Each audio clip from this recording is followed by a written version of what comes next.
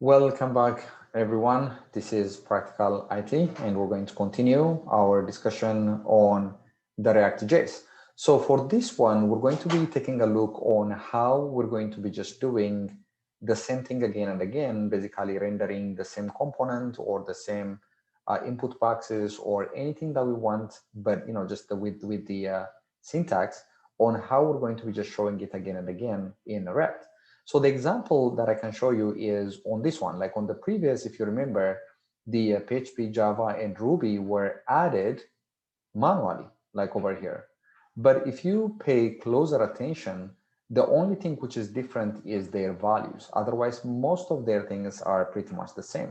For example, over here, the name PHP is here and the name Java is here. Then input, then on change, they are calling the same, type is the same, name is the same. The value, which is what we are having over here, pretty much the same. And also on the checked value, then they're going to be just selecting their key over here than the generic one.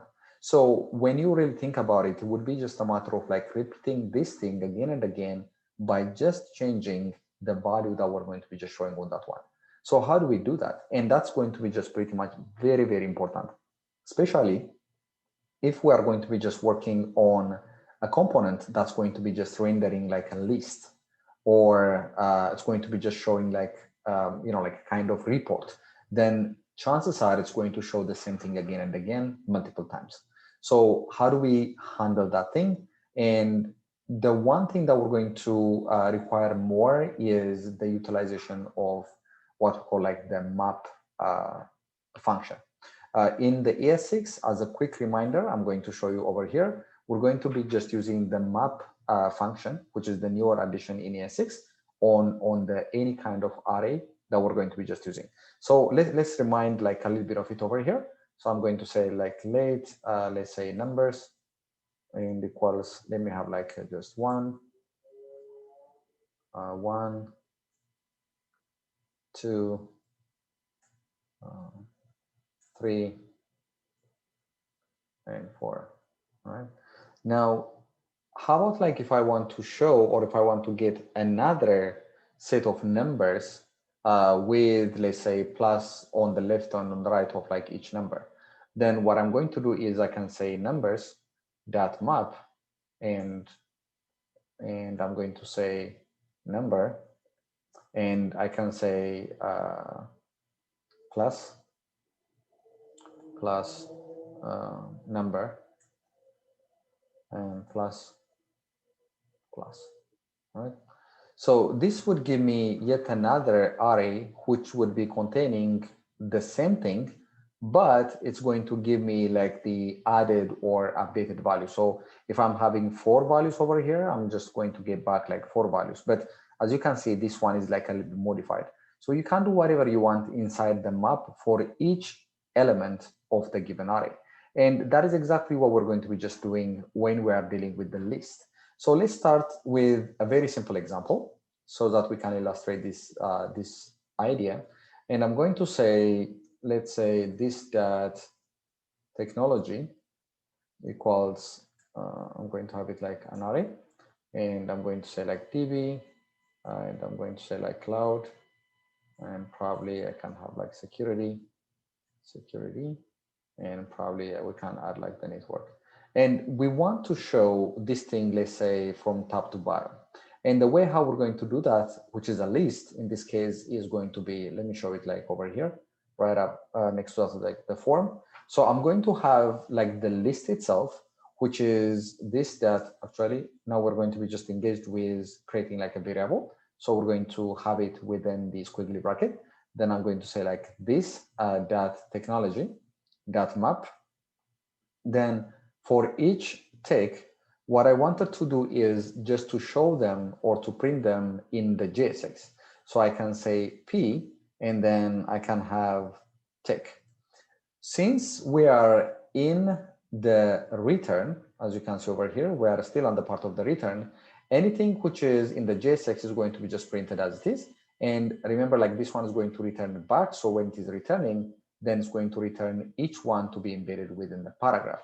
So that's going to be just directly printed or directly rendered in the value that we're having over here. And this one is coming from like the, like the CSS that we have created for the upper one as well. That's why you're having it as blue and underlined. Otherwise, it is the content are going to be just the one that we have provided on the top. So we can make it like more aggressive when we are using the a bunch of like other like components inside it, and then like including the text and including like that of like the input boxes and whatnot. But the whole idea is just to make sure to utilize that loop inside the map and to pass that map into the JSX that you want to render. And then each value is going to be created in that one.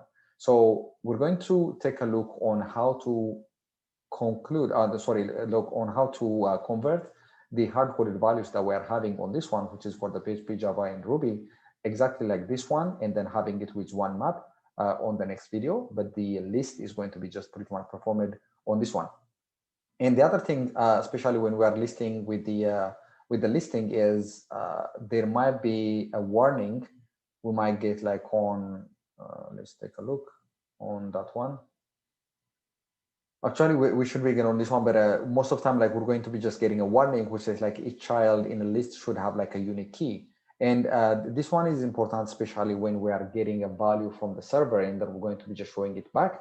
It is, remember, this one is like a warning, but we have to pay attention on this one. It has a kind of like adverse effect on the performance, especially. So I'm going to show you that one as well on the upcoming video. But in general, the whole idea is over here, the React doesn't have any way to know or to identify each of them. Like we haven't given them anything which is particularly identifiable from the first paragraph to the second paragraph. Again, remember, like this can be very dynamic. Just we can every time we can change the value, we can add something, and then just going to show up like on the bottom. And when that is happening, having like a correct way of like the management with the key of which row we are on, just especially when we want to engage with it to get like the values or to access like the click values or anything, we need to have like the key on this one. And basically we can pass like a key, but I'm going to show you like on the next one. And that is in case if you see this one, that is because of like, I just want to give you like a heads up so that you don't have to worry, like we're going to cover it like on the next one. But the main idea is we need to give like a unique ID for each list. All right, so that is what we have for this video. I'm going to show you like on how we're going to be just working on converting this one on the upcoming one. So I'll see you on the next video, and thank you for your attention.